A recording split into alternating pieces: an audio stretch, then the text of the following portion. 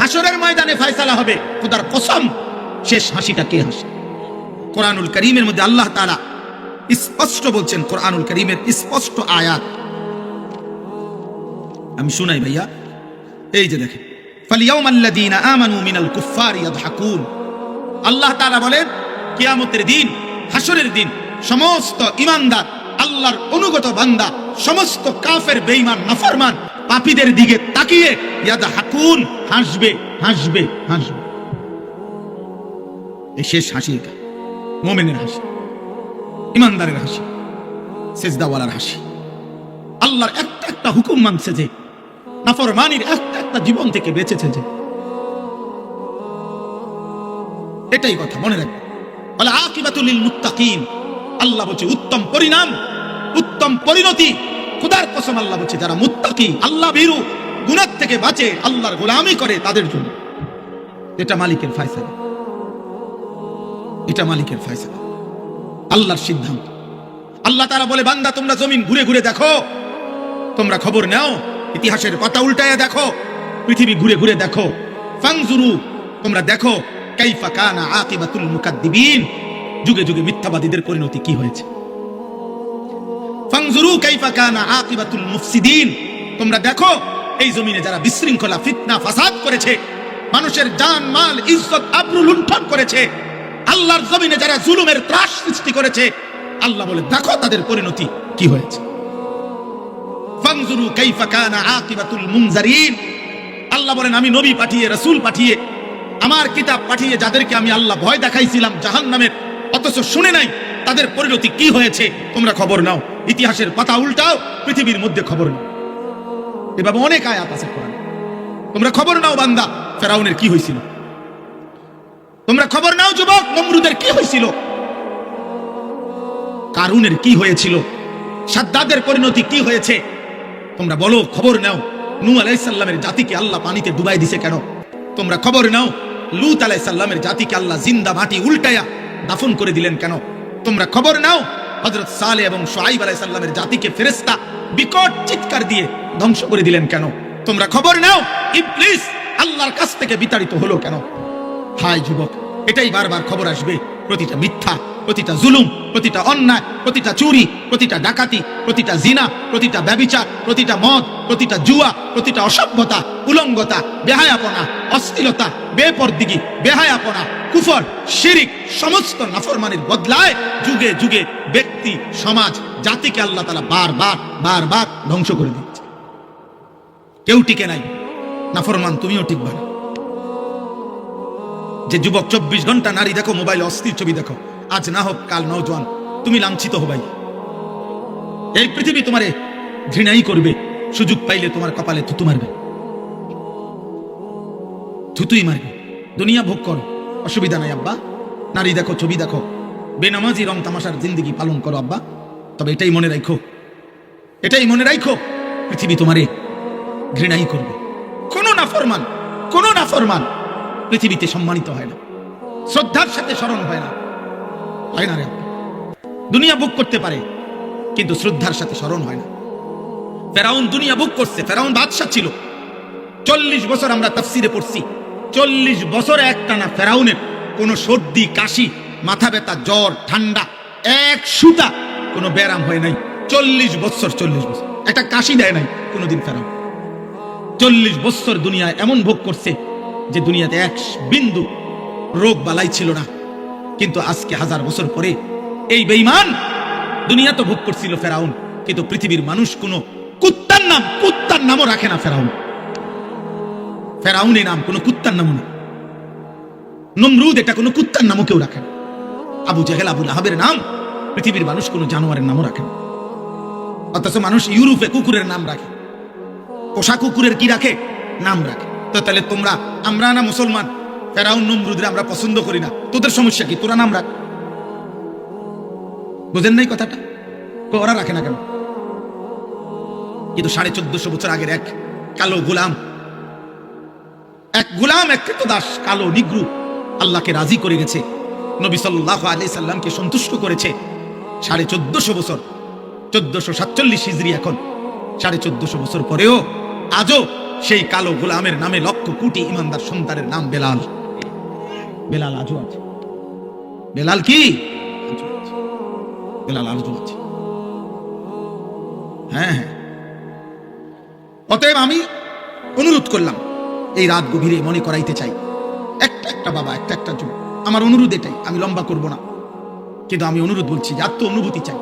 এই পৃথিবী, এই সমাজ, এই নওজোয়ান বাপ, তোমার আমার মৃত্যুতেও পৃথিবী থাকবে। যেদিন তোমার মৃত্যু হবে সেদিনও সূর্য উঠবে, চাঁদ উঠবে। এই রং তামাশার পৃথিবীতে অনেকে নাচবে, গাইবে, ফুর্তি করবে, ভোগ বিলাসিতায় পড়ে থাকবে, কিন্তু খোদার কসম, মাটির উপরের এই দুনিয়া একদিন তোমারে ধাক্কা দিয়ে কবরে ফেলাই দিবে। সেদিন আর কাউকে পাশে পাই থাকবে, সেদিন আর কাউকে পাশে পাবে না, আর কাউকে না, আর কাউকে না।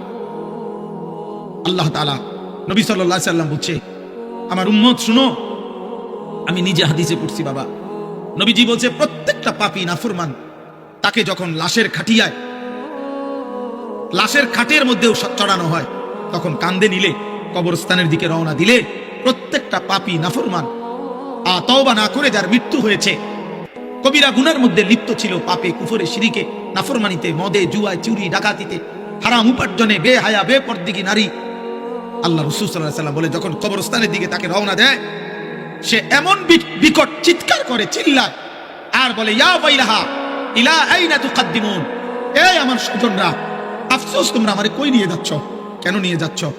আল্লাহর নবী সাল্লাল্লাহু আলাইহি ওয়াসাল্লাম বলেন, হে আমার উম্মত, আল্লাহর সমস্ত সৃষ্টি একমাত্র ইল্লা সাকালাইন, মানুষ এবং জিন ব্যতীত আল্লাহর বাকি সৃষ্টি এই বেঈমান, এই নাফরমান পাপীর চিৎকার শুনতে পায়।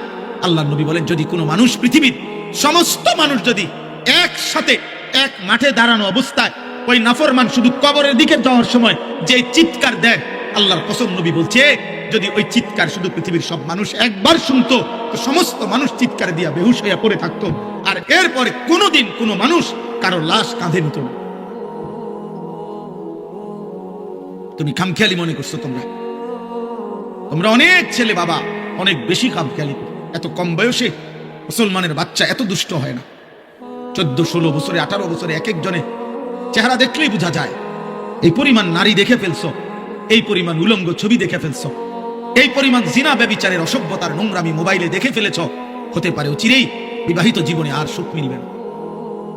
আমি শত শত শত শত যুবকের ব্যক্তিগতভাবে দুঃখের কাহিনী, আহাজারি, আমি 1000 কোটি টাকার মালিকের আহাজারিও দেখছি। 1 কোটি 10 কোটি না, 1000 কোটি টাকার মালিক বলছে, হুজুর, কলিজা ধরাইয়া কান্দা অঝরে কাঁদছে, বলছে, হুজুর, আমি জানি আমার স্ত্রী অন্য পুরুষের সাথে রাত কাটায়, কিন্তু আমার ওইটুকু হিম্মত নাই বলার। আমি সবাইকে দোষারোপ করছি না, যে ভালো তো ভালোই, তোমরা মনে করতেছো আর কি, আহা, মোবাইলের ওই নর্তকীর্তন করে সুখ দিতেছেন না রে আব্বা, শেষ করে দিচ্ছে। অনেক ছেলের দেখেন চেহারা দেখলেই বোঝা যায় চোখ ভিতরে ঢুকে গেছে।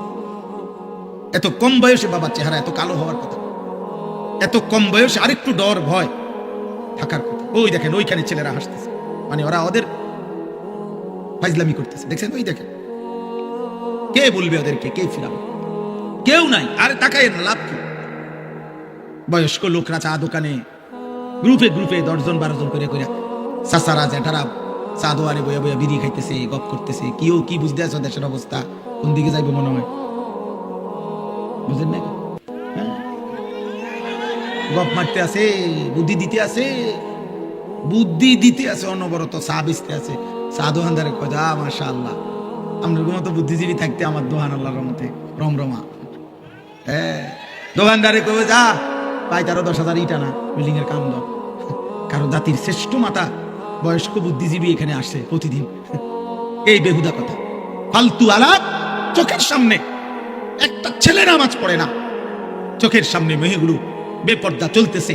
আহা, বয়স্ক মানুষ তো এতটুকু বলতে পারে যে আমাদের কোনো করণীয় আছে কিনা।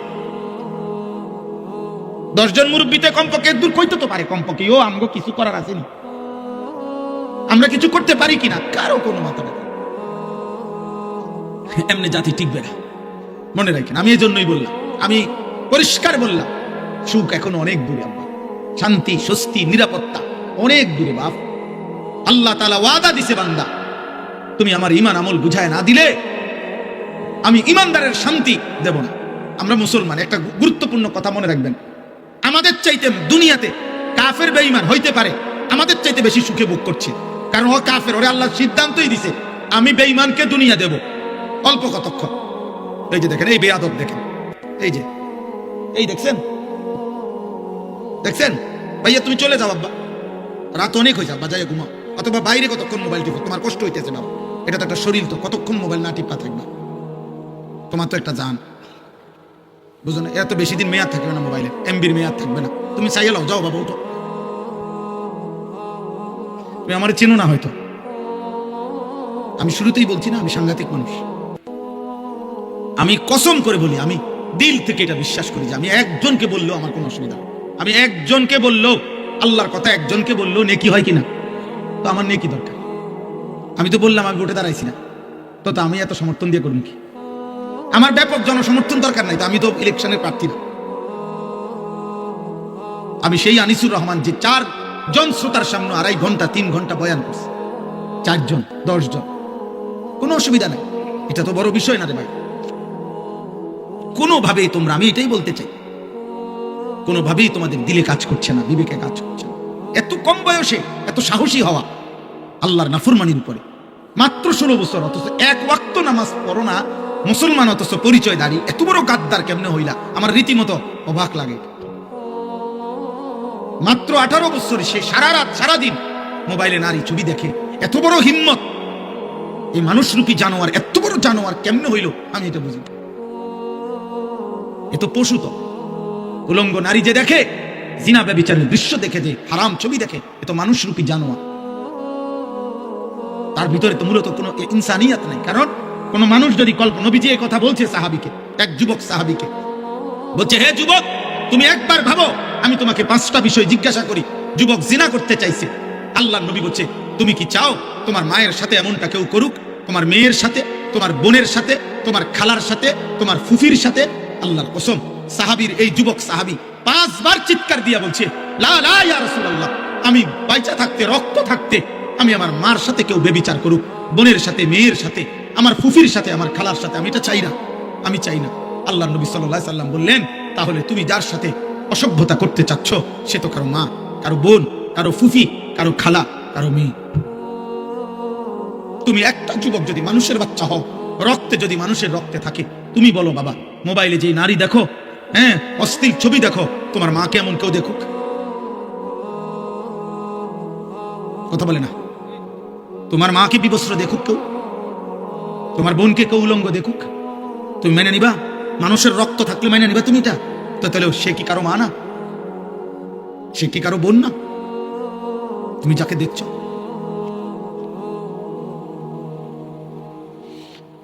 আর যদি বলো ওই দেখায় কেন, তো তুমি তাহলে ভাবো ওর আছেটাই কি, আর যা ছিল তো সে দেখাইয়ে ফেললো। এই জন্য কোন সুস্থ রুচি সম্পন্ন মানুষ কোন পচা দুর্গন্ধযুক্ত, যেটা থেকে গন্ধ ছুটছে এমন খাবার মুখে দেয় না। ঠিক কোন সুস্থ বিবেকবান, খোদার কসম ইমানদার কোন যুবক, বেহায়া বেপত্তা, যেটার থেকে দুর্গন্ধ ছুটছে, এরকম দুর্গন্ধ কোন কন্যা, নারী, বেহায়া নারীর সাথে সামান্যতম ভালোবাসার কোন সম্পর্ক, হারাম কোন সম্পর্ক কল্পনাও করতে পারে না। বেপর্দা বেহায়া নারীর সাথে যে সম্পর্ক করতে চায় মেয়ের সাথে, মনে করতে হবে বেটা তার রুচিতে সমস্যা, তোর নাকে সর্দি, তোর নাকে দুর্গন্ধ লাগে না, দুর্গন্ধ লাগে না। এই জন্য আব্বা আমি বলতে চাইলাম এতটুকুই কথা। আমার মূল বক্তব্য, আমরা আমাদের মহান আল্লাহ, আমাদের সৃষ্টিকর্তা, আমরা এখানে যারা বসছি, আমরা মুসলমান, ঘুরে ফিরে সকালে কিংবা দুপুরে, রাতে কিংবা দিনে, শিশু কিংবা যুবক, বৃদ্ধ, আমরা শেষ পরিচয় আমাদের, আমরা মুসলিম। আমরা চাইলেই এই পরিচয় আমরা সরাইয়ে দিতে পারবো না। অতএব মুসলিম হিসাবে আল্লাহ আমাদের কাছে চান আমরা যেন আল্লাহর গোলামি করি, আল্লাহকে ভয় করি, একটা একটা গুনাহ যেন ছেড়ে দেই, আল্লাহ তাআলার আদেশ যেন পালন করি, এটাই আল্লাহ আমাদের কাছে চায়। আর এরই নাম তাকওয়া। তাকওয়া তাকওয়া আল্লাহ বলে, বান্দা তুমি যেহেতু মুমিন, তুমি যেহেতু মুসলমান, ইত্তাকুল্লাহ ইত্তাকুল্লাহ ইত্তাকুল্লাহ, আল্লাহকে ভয় করো, আল্লাহকে ভয় করো, আল্লাহকে ভয় করো। আল্লাহ যেন আমার ডাক দিয়ে বলে, আনিস কেউ আমারে না মানুক, তুমি না মোমেন, তুমি না বললা মুসলমান, তো তুমি আমারে মানো। কেউ আমারে সেজদা না দো, তো তুমি না বলছো তুমি মুসলমান, তুমি না বললা তুমি লা ইলাহা ইল্লাল্লাহ মানো, তুমি না বললা তুমি মুহাম্মাদুর রাসূলুল্লাহ মানো, তো তুমি সেজদা দাও। তুমি আমারে ডাকো, তুমিও ডাকবা না আমারে, তুমিও আমার একটা সেজদা দিবা না। তাহলে তুমি ধর্মের পাশে ইসলাম লেখলা কেন? তোমার জন্ম নিবন্ধনে ধর্মের পাশে ইসলাম লেখলা কেন? তোমার পাসপোর্টে তোমার ধর্মের পরিচয় ইসলাম লেখলা কেন? তোমার জন্ম নিবন্ধন সনদে ধর্মের পরিচয় ইসলাম লেখলা কেন? এই জন্য কোরআনুল কারীমের মধ্যে আছে কিয়ামতের দিন আল্লাহ তাআলা ফেরেশতাদেরকে বলবে, প্রত্যেকটা পাপীকে দুইজন লোক সহ একসাথ করো। এক, পাপীকে; দুই, পাপীর সঙ্গীকে; তিন, পাপ কাজে সে নির্ভর করেছে যার উপরে তাকে। এই তিন নাফরমানকে একসাথ করে দাঁড় করাও জাহান্নামের দিকে বরাবর করে। আমি আল্লাহ ওয়াকিফুহুম ইন্নাহুম মাসউলুন, একটা একটা করে আমি আল্লাহ জিজ্ঞেস করব, বান্দা কেন আমার নাফরমানি করেছো? হ্যাঁ, আপনি এই জন্য ভাবেন।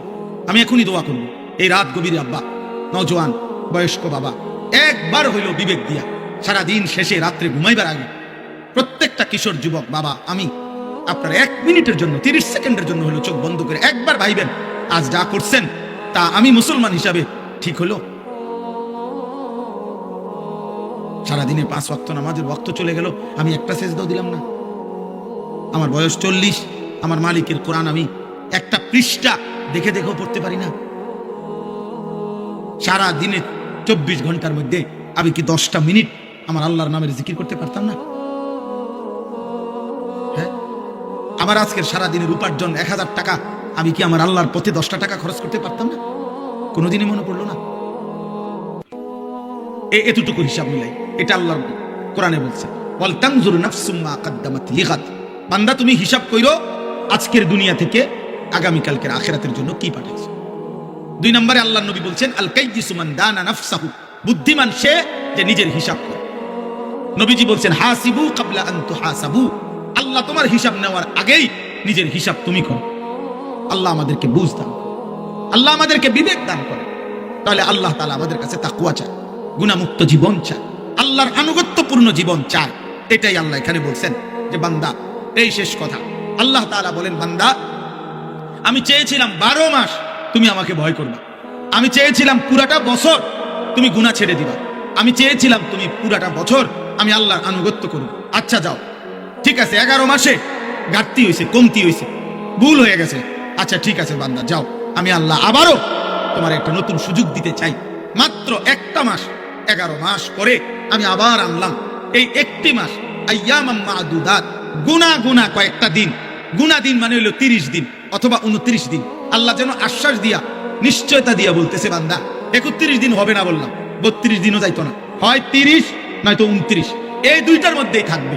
29 বা 30 দিনের মাত্র গুনাহ হিসাব করা একটা মাস, মাহে রমজান, আমি আবারও 11 মাস পর পর তোমার সামনে আনলাম, আনলা তোমার কাছে আমি আল্লাহ পেশ করলাম।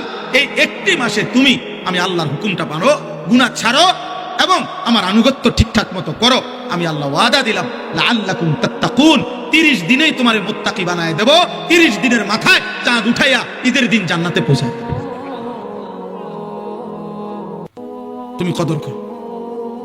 একটা কথা মনে রাখবেন, তাফসীরের মধ্যে আছে, আল্লাহ তাআলা মূলত বান্দাকে মূলত মাফ করতে চায়, আল্লাহ তাআলা মূলত বান্দাকে জান্নাত দিতে চায়। এই জন্য আল্লাহ তাআলা বাহানা তালাশ করে, কোনো না কোনো ভাবে আমার বান্দারে মাফ করে দেওয়া যায় কিনা, কোনো না কোনো ভাবে জান্নাত দেওয়া যায়। একটা মানুষ বুঝে আমি উনারে কথা তেরা ফেসাইতেছে, মনে করেন উনি আমার বলেন, আমার ভিতরে ভিতরে যেন আমি ওনার কথাটা শুনতাম না, এই জন্য কথা ঘুরাইতেছে। কথার কথা এমন হয়, মানুষ বুঝে ভাই আমি বুঝছি, আসল কথা হইলে আপনি আমার দিতেন না, এর লেগে হুদায় ঘুরাইতেন আছে, বুঝেন নাই কথাটা, ইচ্ছা করে কি হে বুঝতে চাচ্ছেন। আল্লাহ তাআলার বিষয়টা এমন না যে আল্লাহ যেন চাচ্ছে যে না আমি তোরে মূলত জাহান্নাম দেব, না না, কসম আল্লাহ, আল্লাহ বলছে বান্দা আমি মূলত চাই জান্নাত দিতে, আমি মূলত চাই মাফ করে দিতে। হযরত ইউনূস আলাইহিস সালাম তাফসীরে আছে, ইউনূস নবী আল্লাহকে বলছিল, আল্লাহ আমার জাতি বড় অবাধ্য, আমি আর বলতাম না, আপনি ধ্বংস করে দেন। নিজের থেকে চলে গেলে আরো ভালো, আমার সাথে অভিমান করে যদি কেউ চলে যান আলহামদুলিল্লাহ আপনি যেতে পারেন, একজনও আর কোনোভাবে এটা করা যাবে না। মোবাইল হাতে ধরে রাখলে দিল জমে না, হৃদয়ে কথা ঢোকে না, ছোট বড় প্রতিটা আয়োজনের মধ্যে অনেক কষ্ট আছে। একটি মাহফিলের ইন্তজাম করতে গিয়ে অনেক মেহনত করতে হয়। 10 টাকা, 20 টাকা, 50 টাকা, এইভাবে সকলের কম বেশি টাকা সম্মেলন একসাথ করে অনেক ঘাম অনেক মেহনতে দৌড়াদৌড়ি করে মাহফিল। আমার এই মনে করেন আমি একজনকে দাওয়াত দিতে গিয়ে এই ছেলেদের যুবক ভাইরা অনেক কষ্ট করছে। আমার একজন ঢাকা বন্ধু আছে, ওই বন্ধুর মাধ্যম হয়ে বেশি বার আবদার করছে। তো সব মিলাই এইভাবে প্রত্যেকটা ওয়াইজকে অনেক কষ্ট করে দাওয়াত দিছে। এই পোস্টার, হ্যান্ডবিল, এত বড় প্যান্ডেল, এই সব কিছু একটা উদ্দেশ্যটা হলো আখেরাতের একটু উপকার, সওয়াব হওয়া, নেকি হওয়া, নেকি মাকসাদ। আমি এই জন্য অনুরোধ করছি প্রত্যেকে, আর একজনও বাবা নওজোয়ান ভাই তোমাদের কাছে বিনীত অনুরোধ, মোবাইল টিপো না এখানে বসে বসে। প্রিয় ভাই, কষ্ট লাগলে, ক্লান্তি লাগলে, বিরক্ত লাগলে চলে গেলে ভালো, চলে গেলে ভালো। আমি অনুমতি দিলাম। আমি দিল থেকে বিশ্বাস করি, ইয়াকিন করি এটা যে আল্লাহর কথা একজনকে বললেও নেকি হয়, একজনকে বললেও কি হয়? সওয়াব হয়। তো আমার সওয়াব দরকার, আমার নেকি দরকার। কোরআনুল কারীমের মধ্যে আছে, আল্লাহ তাআলা বলেন ওমা আকসারুন নাসি ওয়ালাউ হারাসতা বিমুমিনিন। সূরা ইউসুফের মধ্যে আছে, নবী সাল্লাল্লাহু আলাইহি সাল্লামকে আল্লাহ বলছেন আপনি যতই চেষ্টা করেন, যতই আবদার করেন, আপনি যত আকাঙ্ক্ষাই করেন, অধিকাংশ লোক ইমানদার হবে না। আল্লাহ বলছেন অধিকাংশ লোক ইমানদার হবে না। আল্লাহর ফয়সালা এটা। ইবলিস শয়তান আল্লাহর কাছ থেকে যখন বিতাড়িত হয়েছে, তখন যাওয়ার সময় বলছে আল্লাহ আমি আপনাকে বলে গেলাম, আপনি আমাকে বিতাড়িত করে দিলেন, তবে আমি আপনার প্রতিটা বান্দার সামনে পিছনে ডানে বামে চারদিক থেকেই গুনাহের আপনার নাফরমানির কুমন্ত্রণা দেব। আর তখন কি হবে? ওয়ালা তাজিদু আকসারাহুম শাকিরিন। আপনি মনে রাখেন আপনার অধিকাংশ বান্দাকেই আপনার প্রতি কৃতজ্ঞ পাবেন না। ইবলিস বলে আসছে। আল্লাহ তাআলা বলছে ঠিক আছে যা, তুই যা নাফরমান, শুধু এতটুকু বলবি দুনিয়ায় গিয়ে যে তুমি শয়তান এবং তোমার অনুসারী প্রত্যেককে দিয়েই আমি জাহান্নাম পূর্ণ করব, জাহান্নাম পূর্ণ করব, অসুবিধা নেই, দুনিয়া খাইতে দেব। এই জন্য দোস্ত, ঈমান, সেজদা, নামাজ, আল্লাহর ইবাদত, বন্দিগি এটা একটা ভিন্ন জিনিস, আর এই দুনিয়া এটা একটা ফালতু জিনিস। অর্থ, বিত্ত, মাল, দৌলত, ক্ষমতা, প্রভাব, প্রতিপত্তি, টাকা পয়সা, দুনিয়া ভোগ করা, এতটুকু একদম মামুলি বিষয়, একদম তুচ্ছ বিষয়, যার কারণে আল্লাহ তাআলা ইমানদার, কাফের, বেঈমান, সেজদাওয়ালা, সেজদা ছাড়া, অনুগত, অবাধ্য মানুষ, কাফের, বেঈমান, এমনকি জন্তু, জানোয়ার, কুকুর, বিড়াল, হাইওয়ান, চতুষ্পদ জন্তু, সবাইকে আল্লাহ দুনিয়া ভোগ করতে দেন। খাল্লি বাল্লি এগুলা কোনো বিষয় না, যে যা দুনিয়া ভোগ করে। আল্লাহ বাদশার অনেক কিছু এমনও বেহুদা পড়ে থাকে। আল্লাহ তাআলা বলছে দুনিয়া আমার কাছে কিছুই না, কিছুই না। এই জন্য কেউ যদি কল্পনা করেন দেখবেন যে দুনিয়া মাটির উপরে আমরা খাই, আপনি ওই আরেক দিকে তাকাইলে দেখবেন এই মাটির উপরে কুকুরও খায়। বিয়ে বাড়িতে যেখানে প্যান্ডেলে বইয়া মানুষে ভাত খায়, দেখবেন ওই আরেক পাশে প্যান্ডেলের বাইরে কুকুরও তার খাবারই খায়, হাড্ডি তারই খাবার, যার খাবার যেটা সে ওইটাই খায়। অতএব দুনিয়া খুব পাইলাম, এটা আহামরি কিছু। দুনিয়া আল্লাহ তাআলা একদম তুচ্ছ করে দেখাইছে, আখিরাত মহান করে দেখাইছে। যিনি সৃষ্টি করেছেন তিনি এমনটা করেছেন, আপনার আমার কিছু করার না। কোম্পানি বলছে এটা 2 নম্বর, কোম্পানি বলছে ওইটা 1 নম্বর, কোম্পানি বলছে এটা ধোঁকা, কোম্পানি বলছে ওইটা আসল। তাই আপনি কি করবেন? দুনিয়া আখিরাত উভয়ের সৃষ্টিকর্তা আল্লাহ। তো যিনি সৃষ্টিকর্তা তিনি বলছেন দুনিয়া ফালতু। আমাল হায়াতুদ দুনিয়া ইল্লা লাইবুন ওয়া লাহবুন। আল্লাহ বলছে দুনিয়ার জীবন আর কিছুই নয়, শুধুই খেলাধুলা এবং তামাশা। আল্লাহ কোরআনে বলছেন ওমা হাদিহিল হায়াতুদ দুনিয়া ইল্লা লাহবুন ওয়া লাইব। দুনিয়ার জীবন আর কিছুই নয়, শুধুই তামাশা, শুধুই খেলাধুলা। আল্লাহ তাআলা কোরআনুল কারীমে বলছেন ওমাল হায়াতুদ দুনিয়া ইল্লা মাতাউল গুরুর। দুনিয়ার জীবন শুধুই ধোঁকা। আল্লাহ বলছেন, এই কথাটা বারবার বলছে, দুনিয়ার জীবন শুধুই ধোঁকা, ধোঁকা, গুরুর, গুরুর, ধোঁকা। এখানের হাসিটাও ধোঁকা, এখানের কান্নাটাও ধোঁকা। যে এখন হাসে ও বাচ্চার মতো, দেখেন একটু পরে কাঁদবে। যে বাচ্চা কাঁদে একটু পরেই একটা চিপস দিলে ও আবার হাসবে। এই জন্য দোস্ত দুনিয়া ধোঁকা। এখানে আলোর পিছনে অন্ধকার আছে, এখানে রোদের পিছনে বৃষ্টি আছে।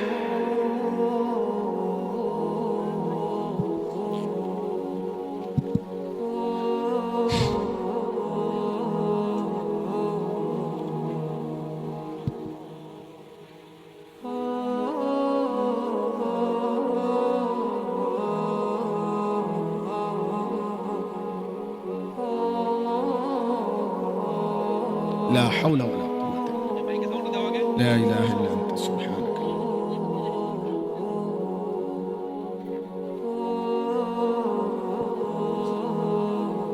অতএব বারবার এই কথা কোরআন কারীমের মধ্যে আছে, মানে আমার কথা হলো এই কথাটা বোঝানো যে আল্লাহ দুনিয়াকে তুচ্ছ করে দেখাইছে, আখিরাতকে মহান করে দেখাইছে।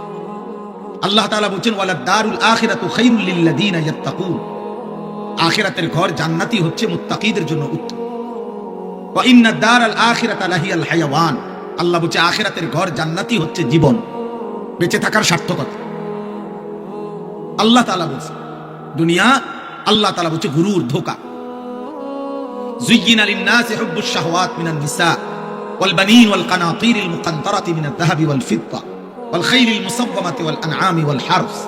আল্লাহ তাআলা বলেন বান্দা তোমার জীবনে সৌন্দর্যের যত আয়োজন এ আমার দেওয়া, নারীর সৌন্দর্য, স্ত্রীর আমার দেওয়া, ছেলে মেয়েদের সৌন্দর্য আমার দেওয়া, অর্থ উপার্জনের নেশা আমি আল্লাহর দেওয়া, আমি আল্লাহর দেওয়া, চারিদিকের এই যানবাহনের সৌন্দর্য আমি আল্লাহর দেওয়া, চতুষ্পদ জন্তু জানোয়ার আমি আল্লাহর দেওয়া, সমস্ত ফল ফসল ক্ষেত উৎপাদন আমি আল্লাহর দেওয়া। যালিকা মাতাউল হায়াতিদ দুনিয়া, এগুলো শুধুই কেবল দুনিয়ার জন্য উপকরণ। আল্লাহু ইনদাহু হুসনুল মাআব, আর আমি আল্লাহর কাছেই হচ্ছে আখিরাতে উত্তম প্রত্যাবর্তন। সাফ সাফ কোরআনের আয়াত, আপনি না বুঝলে কারোই কিছু করার নাই। আপনার কাছে টেলিভিশনের খবরের বিশ্বস্ততা আছে, আপনার কাছে সংবাদ পাঠিকা কোন নারী সংবাদে চ্যানেলে খবর বললে সেটার মধ্যে আপনার কাছে নির্ভরতা আছে, হতেই পারে আমার কাছে আমার মালিকের কথার বিশ্বাসযোগ্যতা আছে। রাসূলুল্লাহ সাল্লাল্লাহু আলাইহি ওয়াসাল্লাম বলছেন আল্লাহর কাছে দুনিয়া মাছির দানা পরিমাণ মূল্য নেই। নবী সাল্লাল্লাহু আলাইহি ওয়াসাল্লাম বলেন আল্লাহর কাছে দুনিয়া কান কাটা মরা ছাগলের সমান মূল্য নেই। হাদিস, বিশুদ্ধ হাদিস। নবী সাল্লাল্লাহু আলাইহি ওয়াসাল্লাম বলেন আল্লাহর কাছে দুনিয়া মালউনা, অভিশপ্ত, ওয়া মালউনুন মা ফিহা, সব অভিশপ্ত। আল্লাহ বলেন দুনিয়া, নবীজি বলেন দুনিয়াতে সম্মানিত কেবল চারটি জিনিস। যিকরুল্লাহ, আল্লাহর জিকির, যে জবান আল্লাহর জিকির করে সে সম্মানিত।